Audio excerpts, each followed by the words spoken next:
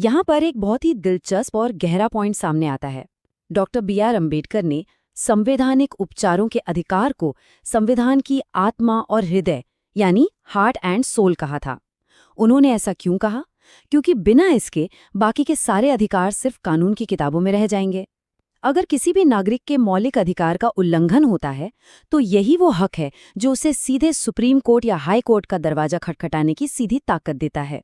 चलिए अब आते हैं चौथे भाग पर, न्यायपालिका और अधिकारों की सुरक्षा, कानून लागू करना। अब सोचिए, अधिकार तो बना दिए गए, लेकिन उन्हें ग्राउंड पर इम्प्लीमेंट कौन करेगा? इनकी असली ताकत एक स्वतंत्र न्यायपालिका से आती है जो बिल्कुल एक निष्पक्ष रेफरी की तरह काम करती है। अगर सरकार का कोई भी कानून या एक्शन इन मौलिक अधिकारों के खिलाफ जाता है तो अदालतों के पास पूरी ताकत है कि वो उस कानून को उसी वक्त इनवैलिड घोषित कर दें। अदालतों का डर ही सरकार को अपनी हद में रखता है। और इस न्याय प्रक्रिया में सबसे बड़ा गेम चेंजर क्या रहा है, वो है PIL यानी पब्लिक इंटरेस्ट लिटिगेशन। जनहित याचिका ने जस्टिस सिस्टम को पूरी तरह रेवोल्यूशनाइज कर दिया है। अब कोर्ट जाने के लिए जरूरी नहीं कि आप खुद उस पर्टिकुलर परेशानी का शिकार हों।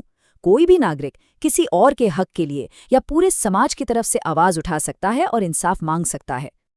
आखिर में आते हैं अपने पांचवें भाग पर, मानव अधिकार आयोग और नए विकसित होते अधिकार। समय के साथ अधिकारों का दायरा बढ़ा है। जैसे राष्ट्रीय मानव अधिकार आयोग यानी NHRC की अप्रोच को ही देख लीजिए। यहाँ शिकायत दर्ज करवाना बहुत ही आसान बनाया गया है। कोई केस फीस नहीं, कोई टेक्निकल फॉर्मेट नहीं। और सिर्फ दिल्ली में ही नहीं बल्कि देश के 26 राज्यों में state human rights commissions active हैं। इसका मतलब है कि आम जनता और इंसाफ के बीच जो ऑफिशियल रुकावटें थी उन्हें हटा दिया गया है। हमारा संविधान एक लिविंग फ्रेमवर्क है जो बदलते वक्त के साथ नए पैमाने सेट करता है। जीवन जीने के अधिकार का विस्तार इसका सबसे बेहतरीन उदाहरण है।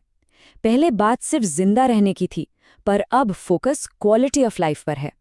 आज नागरिकों को स्वच्छ पर्यावरण, ठीक-ठाक आवास, अच्छी हेल्थ केयर और पर्याप्त भोजन का अधिकार मिल रहा है। यानी सर्वाइवल से आगे बढ़कर एक अच्छी जिंदगी देने पर जोर दिया जा रहा है।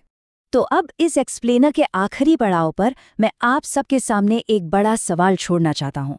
क्या आने वाले वक्त में काम का अधिकार और स्वास्थ्य का अधिकार को भी सीधे तौर पर मौलिक अधिकार घोषित कर देना चाहिए? एक बार सोच कर देखिए।